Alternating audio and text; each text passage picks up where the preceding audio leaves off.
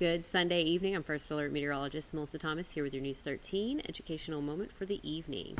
So today what I want to dive into I thought would be perfect since we're all stuck in home. Why not tour weather of another location with a different geography than Florida? So Florida is typically very flat. So you will have some hills here and there. I found some hills studying in Tallahassee, having to walk up and down them, back and forth from school all the time in the snow. I'm just kidding. There's no snow in Florida most of the time, but it is typically relatively flat. Across the globe there are mountains though, and around those mountains is its very own unique weather. So we're going to explore the weather around those mountains today, and we're going to get set up by talking about wind. In the upper levels of the atmosphere you have strong winds, and they're typically cooler. In certain cases you can have some warm wind blowing over mountains, but for the most part we're going to talk about cold upper level winds that are blowing relatively fast. So when that wind is blowing fast, you have a lot of the wind rushing forward, carrying on about its way, but then you have some of that wind diving down the mountain. And when those strong upper level winds dive down the mountain, in this scenario right here where you see the lines diving down the mountain, that's called the leeward side of the mountain. That's where the wind is on traveling down the mountain. And that when that happens, different types of weather will occur, or a certain type of weather will occur, different from here, but specific for that. And the cold air at the top of the mountain, when it flows down, it's going to be dry, because as you can see on the left side of the mountain there's some clouds, and that cloud coverage is due to moisture that was on the windward side of the mountain, which is on the left side of the mountain where the wind is rushing into the mountain and up the mountain. That moisture, if there was moisture in that wind rushing up the mountain, gets condensed into clouds and rain, so it dries those air parcels up. And then when it slides down the other side of the mountain, it's drier. And one important thing to know about sinking air is that it warms. So now we have a combination of air parcels, air, wind, that has squeezed out all its moisture at the top of the mountain, and so it's dry. Now it's sinking, and this dry air is warming. So as the air rushes down the mountain, it warms and continues to dry out.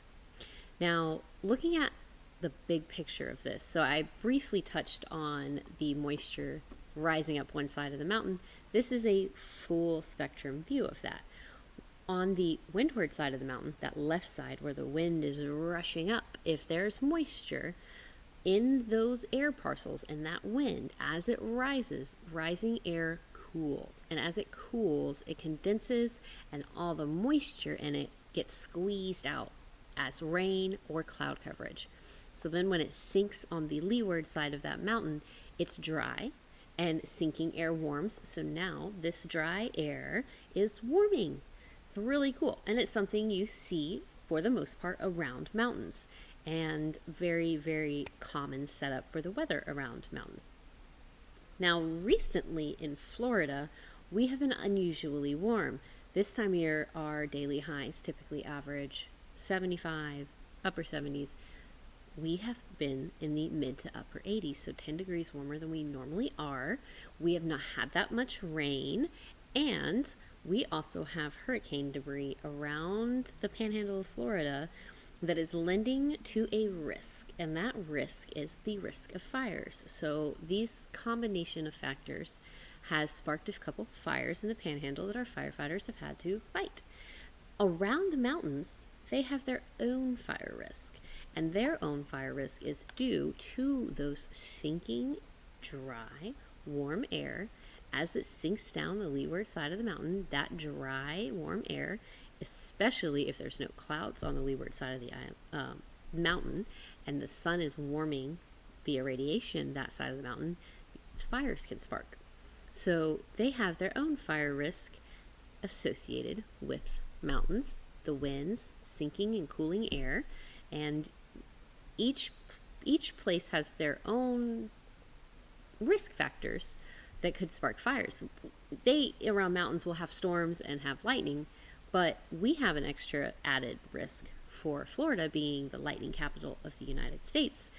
We have more lightning popping off to spark fires, and the parts of the United States that have mountains have these sinking, warming winds that work to spark fires. So different parts of the United States have different risk factors associated with the geography, with their landscape, with the atmosphere around it being conducive for lightning to spark different threats for the country. So people that live and work in these areas have to be very familiar with what could cause risky scenarios for their area, to monitor them and broadcast them and keep everybody aware like we try to do.